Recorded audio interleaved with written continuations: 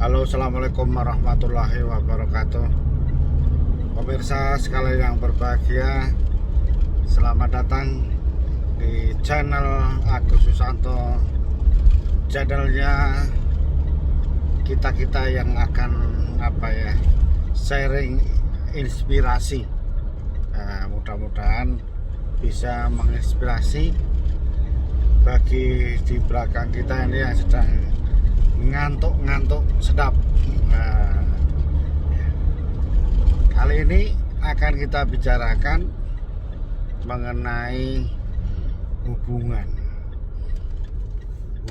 antara ilmu dan amal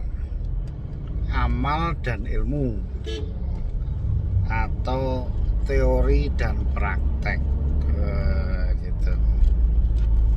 Banyak orang mengatakan bahwa ilmu tanpa amal itu kurang afdol, atau sering orang mengibaratkan seperti tanaman yang subur, rimbun, rindang, tapi tidak berbuah, tidak memberikan manfaat langsung dari tanaman itu sendiri.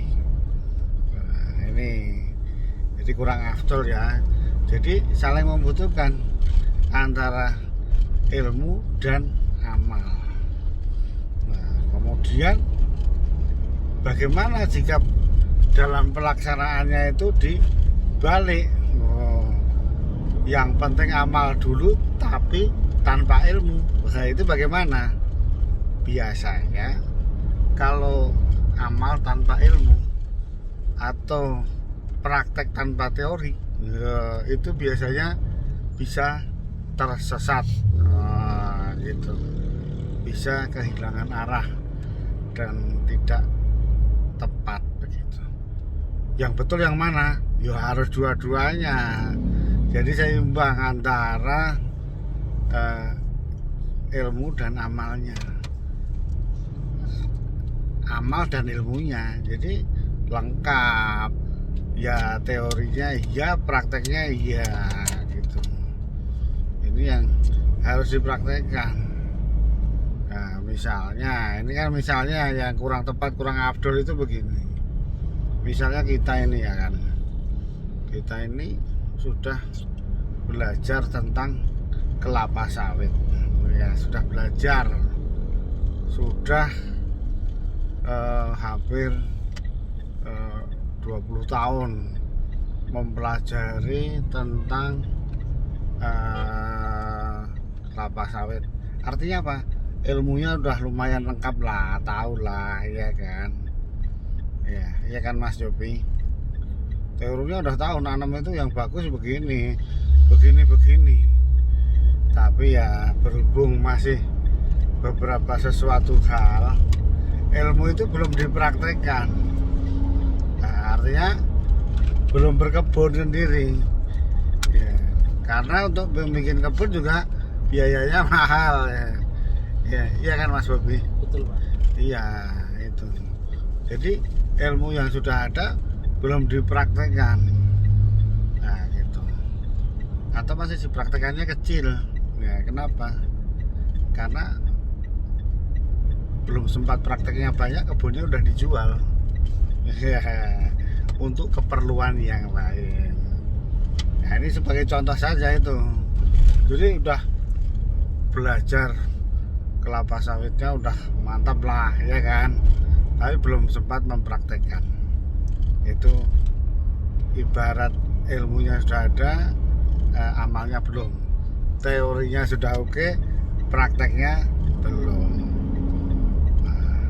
Selanjutnya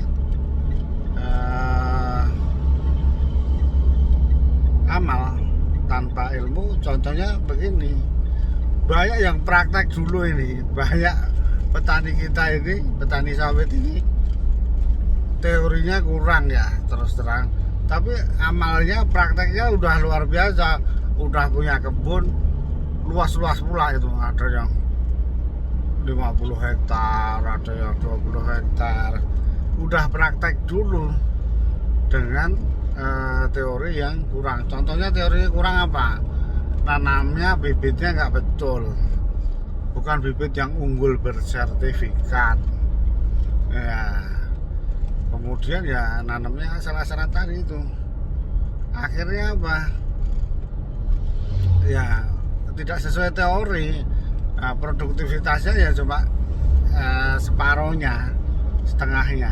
Nah, itu tadi karena memang belum tahu tadi, teorinya belum tahu, nah, gitu, ilmunya belum tahu. Nah, inilah gambaran dari amal dan ilmu itu penting gitu. Untuk mencapai produktivitas yang tinggi, ilmunya juga harus dipenuhi gitu. Nah, meskipun udah mengamalkan dulu ya itu.